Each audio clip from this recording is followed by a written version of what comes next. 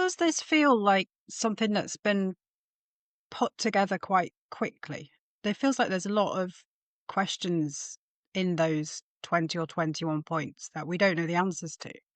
Do you think this has been going on in the background? This specific plan has been under discussion I think for that's some time? yeah. Because it feels quite Oh, no, I quickly think that it's Blair has come been out. working on this for quite some time, but I think that's a perfectly valid point, but I think that's deliberate.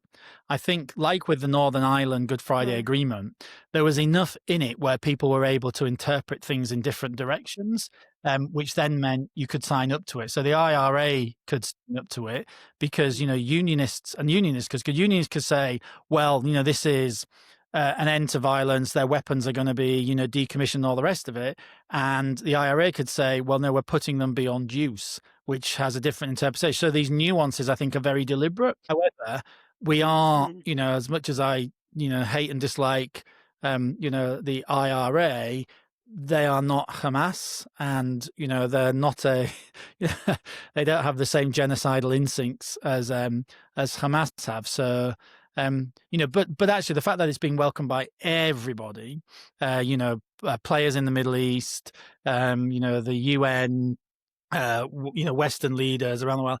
I mean, that's and the Arab leaders, Egypt and Qatar in particular, are important here. I think puts huge pressure on Hamas. So, even they haven't so far seemed to. I mean, by the time this goes out, it could all have fallen to pieces, right? And there are questions about how saleable it is for Bibi with his coalition, because any prospect of a Palestinian state to many on his side is far too premature, and some of them just ultimately would never agree to one. But anyway, I think certainly Blair's hands are all over this, and to have Trump praising Blair as he was. I mean, I think the plan was originally for Blair to chair this board, and then at some last minute, it turned out that President Trump's going to chair it, which is actually a good thing, I think, because that makes it much harder for Israel and much harder for the Palestinian Authority to deviate or waver from it, because it's underwritten by America, and if you don't have American support, you're pretty screwed, right? Anyway, Good if well, I Trump think that's Trump what. wants to broker it, but bad if there's been some pushback on Tony Blair chairing it, and that's the Yeah, I mean, friction. I don't know whether I think it's maybe on Blair. I mean, not in the region, he was generally quite well regarded, and when he was Middle East envoy, I mean, it ultimately ended in failure, and this may very well end in failure as well. I think he quit the role in 2015.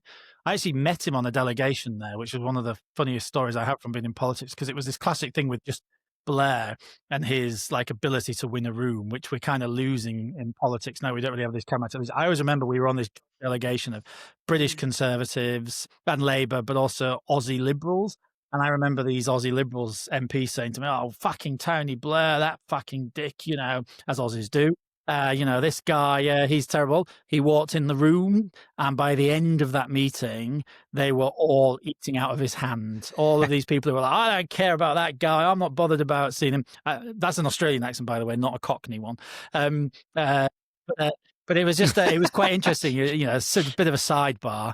One, to show how well connected and important I used to be, but more importantly, just like there are very few politicians who have that ability to just kind of, and it was like we were all like, oh wow, this guy has a real charisma to him, and that is incredibly powerful in a situation such as this, right? But anyway, we'll see.